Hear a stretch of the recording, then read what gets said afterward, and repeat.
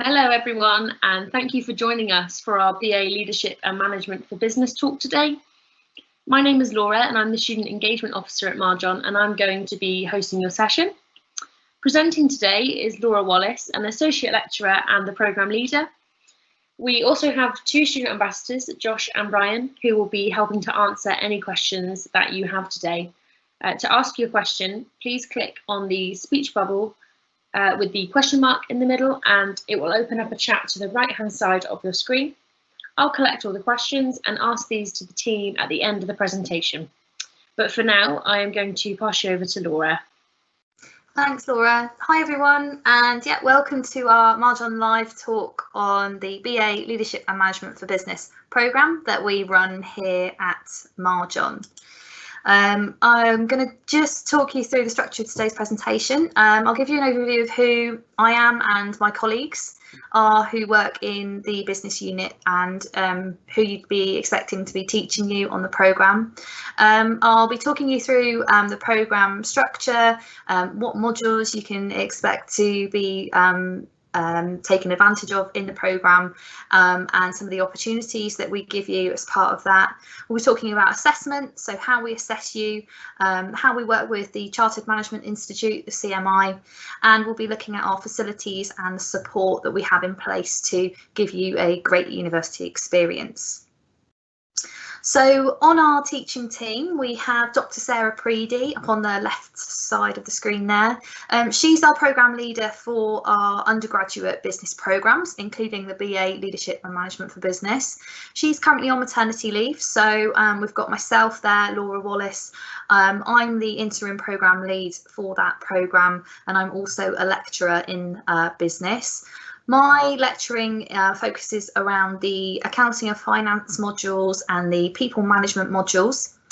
Sarah, you would expect to see teaching you on the leadership and management specific modules for this programme. And then we've also got Ian Gillespie there on the left hand side of the screen. He's another lecturer in business, and his focus is on the marketing modules and some of the study skills modules that you'd be doing as part of this programme. We also take advantage of a number of visiting lecturers and guest speakers, and I'll be going on to talk about more on how we engage with our local community, local business leaders, and how they support us in delivering our programme as well.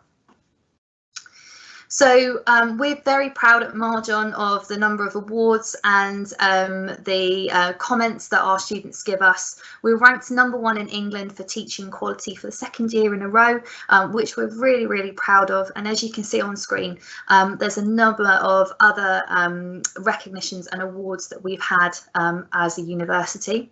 As a department, Marjon Business also benefits from having award-winning lecturers, and also we pride ourselves in our students being able to succeed and progress really well. And there's a number of different awards that some of our student teams have got as well, and I'll be talking a bit more about those later on.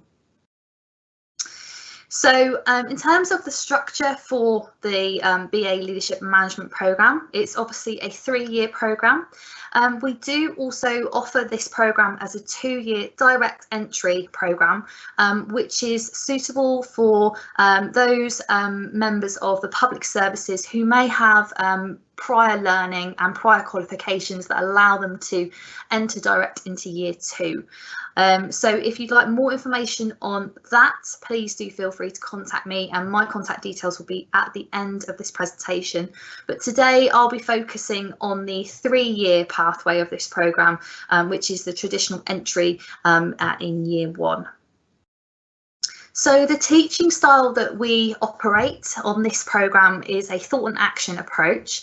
This allows us to use theory of business, leadership and management, and inform our practice of how we teach you and how you engage with that material and how you affect your learning.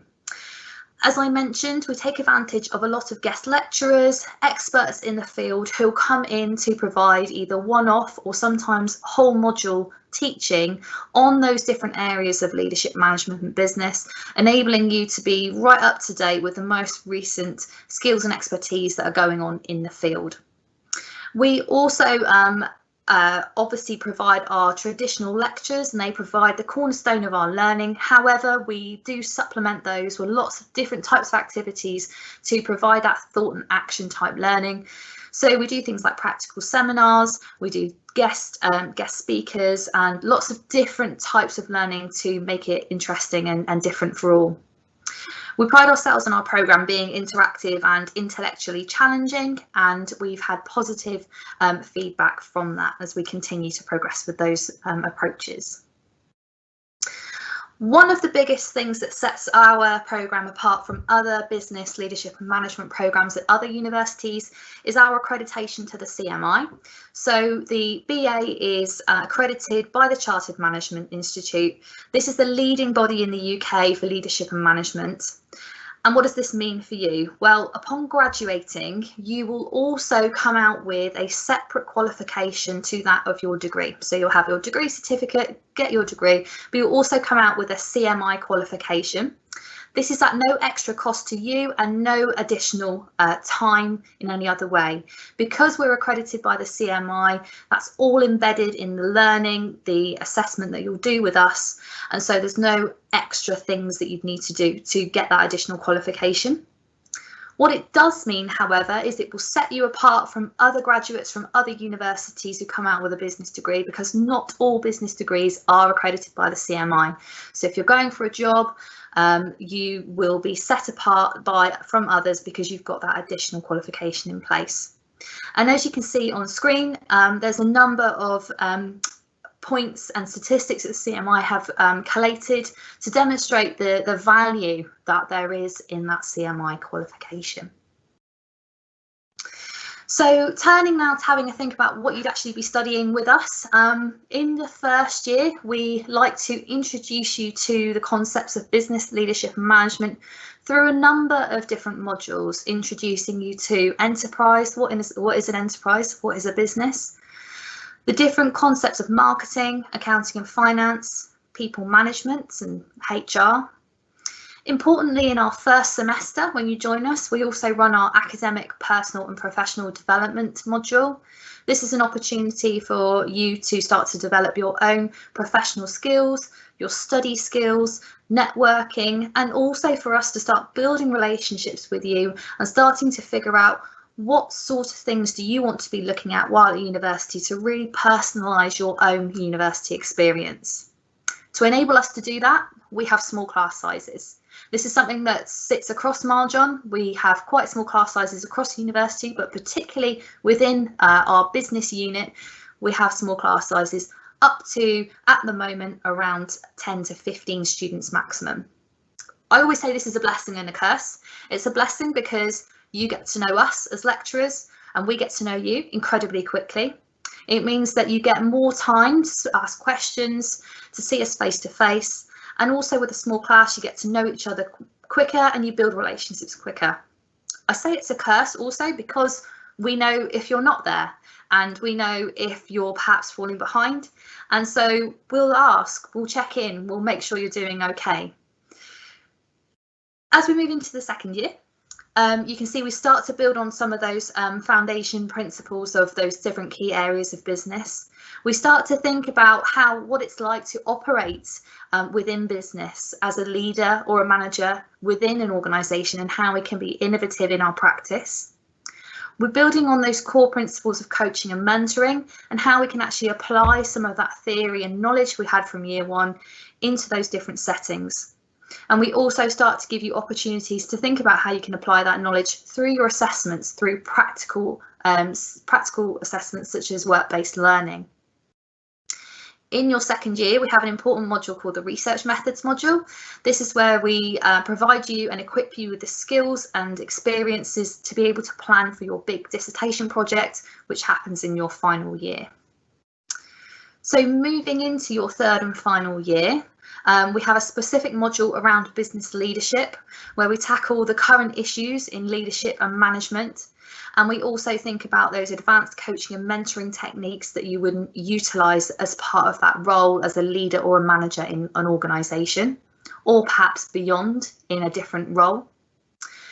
We give you the opportunity to reflect on your business experience, knowledge and skills through the reflective business portfolio.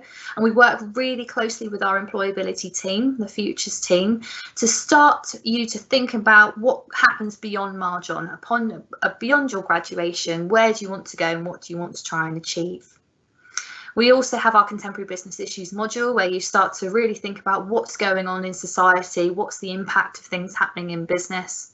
And then finally, we've got that big dissertation project which sits across those 2 years. That's your opportunity to explore an area of leadership management or business, supported by a supervisor in the field, so one of our academic team. So that's a breakdown of the types of things you could be expecting to cover in your degree with us. It wouldn't be a degree without assessment. And we use a number of ways to assess you. We have the traditional kind of academic assessments of essays, but we feel in the business unit it's really important for us to get you to use assessment tools that you're likely to be using once in employment. So if you're working within a business, it's likely you'll be using business reports or business plans, for example. You may be asked to do a pitch or a presentation. We use these as assessment tools within university, to assess your learning and understanding, but also to equip you with the skills on how to be able to actually complete these activities once you then go off into the job market. These take a form of individual and group work. We believe that group work is important because it's an important skill for you to develop, because you, when you go out into the field of work, you'll often be asked to be working as part of a team to deliver something. So it's an important skill to equip you with. Importantly for us in the business unit, there are no exams, so everything is coursework based. So I mentioned earlier those specialists that we work with within the local business community are enterprise ambassadors.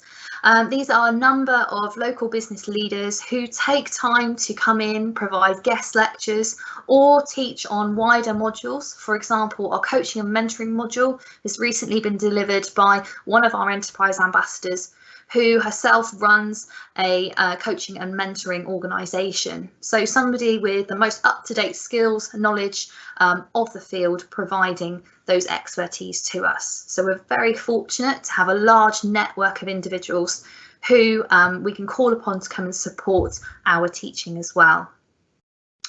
As I talk you through the facilities that we have, I'll just scroll through some of the images that we've got here. If we were on campus today, I'd take you for a tour of our business unit, the Edge, and show you the facilities that we have. We're very, very fortunate to have very up-to-date modern facilities that were purpose designed for business. We have open spaces such as the humanity area where you can socialise, and you can see that the lecturing staff offices are here. We operate an open door policy, which means that we are here, and if you can see us, you can just come knock on the door and have a chat with us. That's how we like to operate. We're very visible. We have our independent suite, which is our incubation space for new and small businesses. We have a number of different diverse business people who operate and run their businesses through the desk spaces in Independence. This is situated in the heart of our Edge corridor, and it means that if you're walking past the room there or in the corridor for a lecture, you may bump into one of the business owners, and it's a great opportunity to have a chat, spark up a conversation and learn more about their different areas and network. We then have our two main teaching spaces, which is our ambition room, which is a very flexible space. As you can see here, it's set up as a boardroom style. We do lots of our business teaching in here, and also our curiosity room, which is our creative room. It's a brilliant room because the walls are covered in whiteboard material. It means you can write all over the walls, and it's a great space to do some of our practical seminars and be able to be planning and come up with ideas, maybe plan out an assessment, for example. All these facilities are open to students to use. So moving on then to talking about how we will support you during your time at university. Firstly, you will be allocated a personal development tutor. So this is somebody who will meet with you at least 4 times per academic year.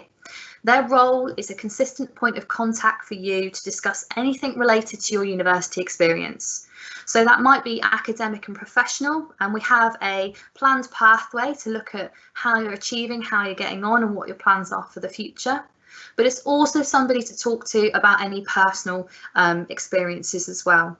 Coupled with that, we have our student support service and our study skills team are in place to support students and PDTs, and also our futures employability team as well. So we really pride ourselves on the amount of support that we're able to give students as they progress through their university career.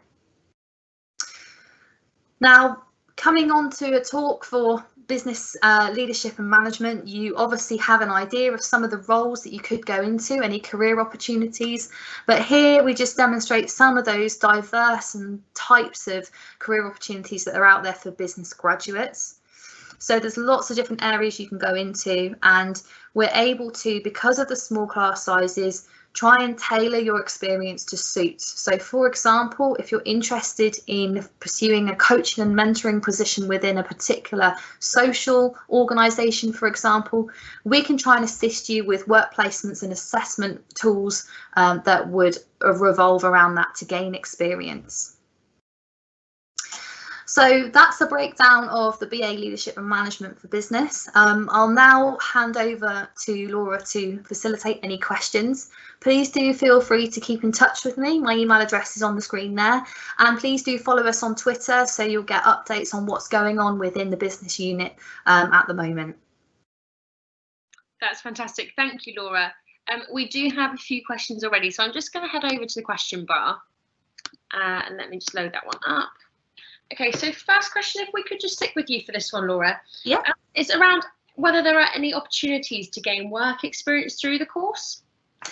Okay, so we don't have a placement year or a sandwich year, which some business courses offer. We don't have that. However, yes, there are lots of opportunities for experience, particularly in years 2 and 3. Some of the modules have practical assessments which allow you to undertake work-based learning. So it might be a consultancy style project where you're asked to come up with a solution or come up with a new idea for an organisation. Or it might be designing, for example, in the final year, a coaching and mentoring approach strategy for an organisation. So although there aren't specific opportunities to step outside of the academic, we embed them within your assessment and your learning. And there's lots of opportunities you can take advantage of outside of your degree, utilising the futures team. I don't know if maybe either of the students on the call might be able to give more of a breakdown on that. Yeah, Ryan, do you mind if I jump you in on that one? Let me just pop your face up on the screen. Yeah, absolutely. What was the question again, sorry? Around employment support, so utilising the futures team that we've got. Yeah, absolutely. So the futures team, I've been in contact with them before, and when I was in my first year, I wanted to do Camp America, so they actually helped me with a financial bursary and also all the sort of confusing paperwork and all sorts of things that came along with it. And for me, that was really pivotal because without that opportunity, especially the financial part, I wouldn't have been able to do it. And that's something that now for the future on my CV is something that will set me apart from other university students who may not have had that. And I know the futures team, they also do another bursary, which is even cooler. I haven't actually gone for it yet. Hopefully it's still open now, I come to think of it, where you can almost give them like an elevator pitch of an idea that you have, whether that be sort of a business venture or something, and you can almost apply for sort of like a little pocket of money where they will help you with whatever your idea is. There's sort of no limits. And yeah, I think that's really cool. Perfect, thank you. Thanks, Ryan. Josh, if we could bring you in here, there's a question around time management and how you manage your university life, your sport and your study. Yeah. Well, when I first got to university, I thought it would all be hard, but I think once you get the hang of things and you start putting things in order, it starts to become clearer. And, you know, me personally, I play basketball, so there's a lot of training in my days. But there's a lot of studying also I need to catch up on, but there's more than enough time to, you know, catch up on that work. Brilliant, thank you. Let's just have a quick. So I just want to say to the attendees, there is a slight delay for when you send in your questions to when we see them, but do keep coming in. Okay, so Ryan, if we could go back to you, pop your face up on the screen there. So I'm returning to education after 2 years away. What academic support is there for someone like me? Yeah, absolutely. So I actually joined Marjon as a mature student, so I hadn't done essays or anything like that in about 4 years. So I used a lot of that support. The library frequently throughout the year put on all kinds of courses, which of course are free, to sort of help you with academic writing. So whether that be sort of like essay structure, like how to form an argument, they do ones into research, and they're really geared up, I think, pretty well, because I mean, I know I'm speaking for myself. Sometimes I sort of hear about these courses and I think, oh, you know what, I should probably do it, but is that something I really want to do? But the uni, they quite often would give sort of incentives. So when it was my dissertation, which I'd just done, they have sort of all these different courses to help you along with your dissertation. I kind of first thought, oh no, I'll be all right, I don't need that. But the incentive was that they gave me sort of, if you sign up to a certain amount of these courses, then you can get sort of like a free dissertation binding. So I think it's quite nice because it feels like Marjon really want you to succeed, and they're, you know, they could just give me the course, but they've also offered me something else because, you know, it just sort of makes sense for both parties in succeeding. So yeah, I thought that was really cool. Thank you, and congratulations on your dissertation. Thank you. I would just also like to add that actually a third of our students at Marjon are mature students. So you are not going to be alone in that boat. You will definitely be joining a community with open arms. So if we could pop back to Josh. Now, I'm going to ask you both the same question, but if we start with Josh, what was it that made you choose Marjon, coming from a big city? I think the change of pace. London's quite a fast-paced city as opposed to, you know, Plymouth down here. It's a lot more slower. You ain't got buildings in your face every single day, blocking views and stuff like that. So it kind of just frees your mind up. And me personally, I like going for like walks around. So the campus it's quite big and it's quite spacious. It's more than spacious enough to walk around and just, you know, you ain't gonna be doing something every time of the day. So it's kind of like a holiday in my eyes. It's kind of like a holiday. Nice. And Ryan, what about yourself? Yeah, so as soon as I came for my sort of open day / interview day, I just got a really good sort of vibe and feel from the place, like where it is sort of quite a sort of close-knit community. And I mean, I felt that straight away, and that's definitely continued throughout my time here and got even stronger. And with the class sizes being small, I just straight away, sort of the lecturers and stuff that I was speaking to on that day, I was just like, I really feel like I'm going to be supported by not only sort of my fellow students, but also the lecturers, which is obviously super important. Brilliant, thank you.